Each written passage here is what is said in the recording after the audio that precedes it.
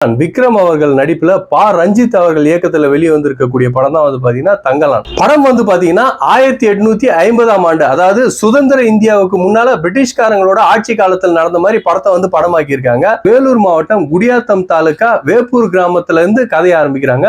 So அந்த கிராமத்துல விக்ரம் அவர்கள் வந்து சொந்தமா விவசாயம் பண்ணி வாழ்ந்துட்டு வர்றாரு. அந்த ஊர் தலைவர் என்ன பண்றாருன்னா, இவர் விவசாயம் பண்றது பிடிக்காம நெருப்பு வச்சு கொளுத்திடுறாரு. அதுக்கப்புறம் அவருக்கு வேற வழி இல்லாம அந்த ஒரு குறிப்பிட்ட சமுதாயத்தை சேர்ந்தவங்க அப்படியே தத்தளிச்சு நிக்கிறாங்க.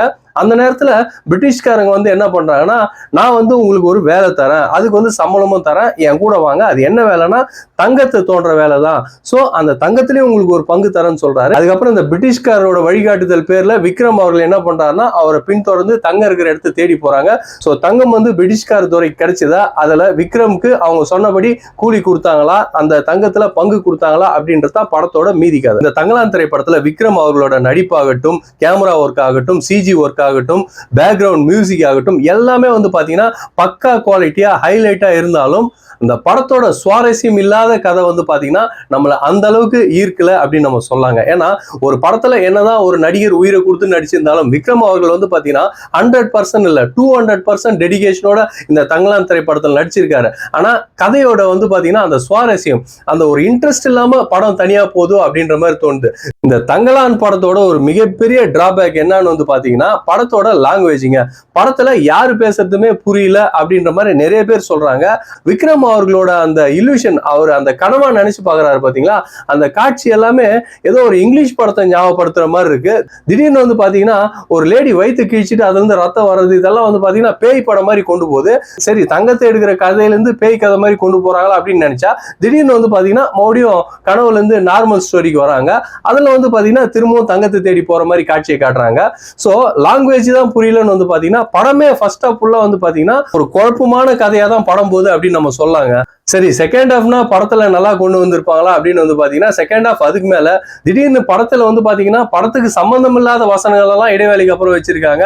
நம்ம இப்படியே குனிஞ்சுனே இருந்தா நம்ம குனிஞ்சுனே தான் இருக்கணும், நம்ம வெள்ளைக்காரங்கிட்ட போனாதான் நம்ம தலை நிமிந்து வாழ முடியும் அப்படின்னு சொல்றாங்க. வெள்ளைக்காரங்கிட்டே நம்ம அடிமையா தான் இருந்தோம். சோ வெள்ளைக்காரங்கிட்ட போனா நம்ம எப்படி தலை நிமிந்து வாழ முடியும் அப்படின்ற அந்த கான்செப்ட், ரஞ்சித் அவர்களோட கான்செப்ட் வந்து உண்மையிலேயே படம் பாக்குறவங்களுக்கு மட்டும் இல்ல யாருக்குமே புரியல அப்படின்னு தான் நம்ம சொல்ல முடியும். படத்துல வந்து பாத்தீங்கன்னா விக்ரம் அவர்கள் உடலை வருத்தி நடிச்சிருக்கிறாரு, உசுரை கொடுத்து டைலாக் பேசியிருக்காரு. ஆனா இது எல்லாமே படத்தோட ஒட்டாம தனியா நிக்கிற மாதிரியே இருக்கு. படத்துல வந்து பாத்தீங்கன்னா தங்கத்தை கண்டுபிடிக்கிற முயற்சியில ஃபர்ஸ்ட் ஹாஃப் முழுவதும் இடி, மழை, புயல், மின்னல், விலங்குகள், இது எல்லாத்தையும் பல ஆபத்தை தாண்டி வந்து போறாங்க.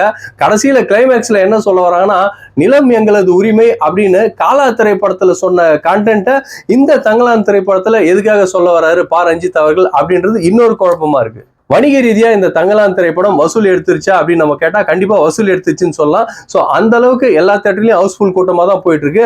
ஆனா விமர்சன ரீதியா வந்து பாத்தீங்கன்னா படம் பார்த்துட்டு வெளியில வர்றவங்க எல்லாம் சொல்லக்கூடிய ஒரே ஒரு கருத்து என்னன்னா, சார் படம் எனக்கு புரியல, படத்துல அவங்க பேசக்கூடிய பாஷைகள் எனக்கு புரியல, அந்த சப்டைட்டிலாச்சும் போட்டிருந்தாங்கன்னா அதை பார்த்தாச்சும் நாங்க தெரிஞ்சிட்டு இருப்போம், அது கூட சொல்ல வரல. சோ படத்துல ஃபர்ஸ்ட்ல இருந்து கடைசி வரையும் ஒரு கண்டென்ட் கொண்டு வராங்க, கிளைமேக்ஸ்ல வந்து பாத்தீங்கன்னா வேற ஒரு கண்டென்ட்ல கொண்டு போய் முடிக்கிறாங்க.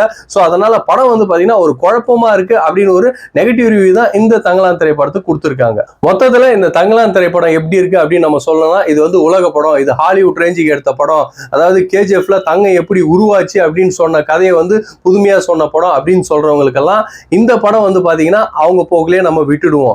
ஆனா அதை தவிர்த்து ஒரு கமர்ஷியல் ஆடியன்ஸா இந்த படத்தை பத்தி நம்ம சொல்லணும்னா படம் வந்து ஒரு பிலோ ஆவரேஜ் அப்படின்னு தான் சொல்ல முடியுமே தவிர ஆஹா ஓஹோன்னு பாராட்டுற அளவுக்கு பெருசா இந்த தங்கலான் திரைப்படம் அமையல அப்படின்னு தான் சொல்ல முடியும்.